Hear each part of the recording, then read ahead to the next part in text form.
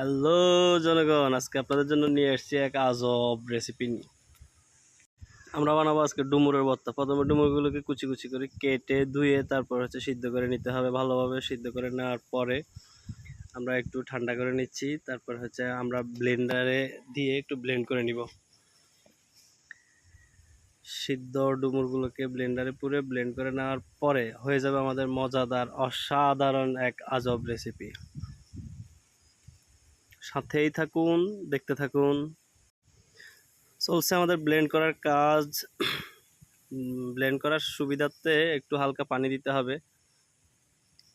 না হলে ব্লেন্ড ভালোভাবে হবে না, একটু আঁশ আঁশ থেকে যাবে। আর মাঝে মধ্যে একটু নেড়ে চেড়ে দিতে হবে, তাহলে খুব সুন্দরভাবে চারপাশে লেগে থাকা সব কিছু ব্লেন্ড হয়ে যাবে।